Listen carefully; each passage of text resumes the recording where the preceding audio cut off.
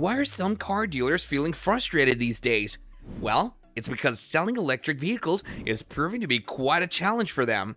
It's almost impossible for them to sell certain EVs. This is happening despite the fact that EV is the new trend. So, let's see those EVs. Number 9. Mercedes-Benz EQE. Despite Mercedes' excitement about their new electric sedan, it seems that customers aren't as hyped as they hoped. According to data from dealerships, there's a bit of a disconnect in demand. A manager at a Mercedes dealership in the US shared with Automotive News that they currently have over 6 months' worth of EVs in stock. In contrast, they only have a 50-day supply of the company's gas-powered cars. It's like the electric cars showed up at the party early and not everyone is ready to dance. CarEdge data also paints a similar picture, indicating that dealers have about 144 days worth of inventory for the Mercedes-Benz EQE. This surplus suggests that the demand for electric vehicles may not be as high as expected, at least not yet. Number 8. Cadillac Lyriq. Looks like General Motors is hitting a few bumps on the electric vehicle highway, especially when it comes to selling their EVs at a profit. Their luxury brand Cadillac had to slash prices for the Lyriq electric crossover in some international markets just to get them moving off the lots. The Lyriq is Cadillac's first shot at the luxury EV game, sporting some sleek looks and a modern interior. There are about 2,681 Lyriq EVs just sitting there at dealerships waiting for someone to take them home. That's like 151 days' worth of cars sitting idle. And it's not just Cadillac feeling the EV pinch. GM recently announced that they're pushing back the release of the Silverado EV pickup truck by a whole year. Why? Well, it seems the demand for electric trucks isn't as high as they'd hoped, plus they're dealing with some engineering challenges. Number 7. Nissan Leaf. Nissan made a big splash in the electric vehicle scene back in 2010 with the release of the Leaf. It was one of the first mass-market EVs, and people loved its 5-door hatchback design. But over the years, sales have been on a bit of a roller coaster with a downward trend in recent times. The Leaf, with an average price of around $33,000, has been struggling to keep up with the changing EV landscape. As electric cars become more mainstream and competition heats up, the Leaf has lost some of its shine. Nissan has even confirmed that they're phasing out the Leaf EV, which isn't too surprising given its slowing sales. According to CarEdge data, there are currently about 2,626 Nissan Leaf units sitting on US dealer lots just waiting for someone to drive them home. That's a whopping 161 days' worth of inventory, indicating that the Leaf's popularity has waned in recent times. Number 6. Ford F-150 Lightning. The Ford F-150 Lightning, Ford's electric powerhouse, has been on the market for a year now. You would think it's flying off the lot, but the reality is quite different. Reports reveal that nearly 9,000 Lightning trucks are sitting idle at US dealerships ready for immediate delivery.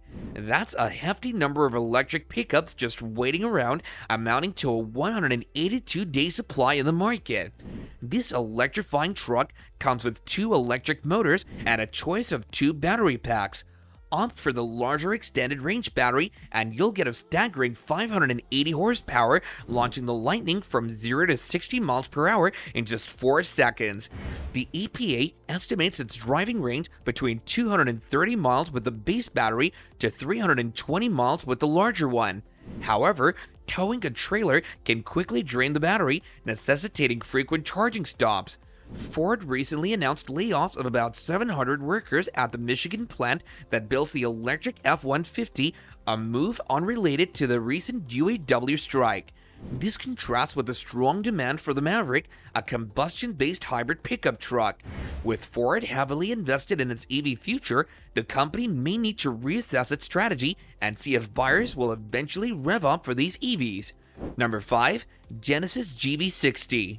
The Genesis GV60 is a new player in the EV arena, marking Genesis's debut in the electric vehicle market. Released for the 2023 model year in the US, it comes in 2 variants, Advanced and Performance. Both models feature a dual-motor all-wheel drive system powered by a 77.4 kilowatt battery. According to a report from CarEdge, US dealerships are sitting on a 190-day supply of the Genesis GV60, indicating slower than expected sales. Despite being in its second model year, the GV60 has only seen modest sales, averaging about 250 units per month in the US. This figure pales in comparison to the sales volume of its sibling models, the Hyundai Ioniq 5 and the Kia EV6, each of which has recently recorded monthly sales close to $2,000. The lukewarm demand for the GV60 could be attributed in part to its pricing. Despite being a luxury brand, the average sales price of the 2023 GV60 is around $66,000, which may be deterring some potential buyers. Number 4. Ford Mustang Mach-E. The Ford Mustang Mach-E is a perfect example of Ford's EV dreams zooming ahead of reality. Even though Ford is all gung-ho about electric vehicles, the sales figures and the number of Mustang Mach-E's gathering dust on dealer lots tell a different story. You can get the Mustang Mach-E with a standard range 70 kilowatt-hour battery or an extended range 91 kilowatt-hour pack, giving you a decent range of 224 to 312 miles on a single charge. Sounds pretty great, right? Well, not according to CarEdge, which reports that there are about 25,000 unsold Mach-E's sitting at Ford dealerships. That's a whopping 204 days' worth of supply at the current sales rate. Ford's aiming to produce 600,000 EVs this year, but it's going to cost them. They're looking at a $3 billion loss in the process and probably won't see any profits from EVs for the next 3 years. Number 3. Jaguar I-Pace. The Jaguar I-Pace seemed like a game changer at first, arriving on the scene before many of its rivals. But as they say, timing isn't everything. Despite its early entrance, the I-Pace has struggled to find its footing in the EV market. With a starting price of $80,000 and creeping up to over $90,000 with some bells and whistles, the I-Pace was already facing an uphill battle. Early buyers were promised a 300-mile range, but in reality, many couldn't even come close to that. And to make matters worse, the car was plagued with electronic glitches right off the bat, leaving owners frustrated and dealerships scrambling to fix issues they weren't prepared for. Now, Jaguar dealers in the US are sitting on around 400 unsold I-Paces, gathering dust and waiting for someone to take them home. Number 2. Maserati Levante. When you think of Maserati, you probably picture a luxurious car that everyone dreams of driving. The kind of car that turns heads and makes a statement. Well, the Maserati SUV certainly has that sleek Italian look that catches your eye, but despite its stylish appearance, it's not flying off the lots as you would expect. With a market supply of 31 days, it seems like people aren't quite ready to splurge on the high price tag for the exclusivity of driving something a bit more unique. It's not just about the looks though. Consumer Reports haven't been too kind, placing Maserati SUV towards the bottom for reliability compared to similar models. Owners have reported issues like rattling interiors and problems with the infotainment system. Number 1. Jaguar F-Type. When Jaguar rolled out the F-Type, it was like a blast from the past, a nod to their legacy of thrilling sports cars. But now, this sleek two-door is in a tough spot, facing off against newer rivals like the mid-engine Chevrolet Corvette and Porsche 718. The big question mark? Reliability. Some drivers have raised concerns about the F-Type's durability, along with complaints about its interior materials feeling a bit cheap. When you're dropping over $100,000 on a car, you want it to feel premium, right? That's where brands like Mercedes and Porsche come into the picture, offering both luxury and performance. Dealers are feeling the pinch too, with the F-Type sitting on lots for an average of 315 days.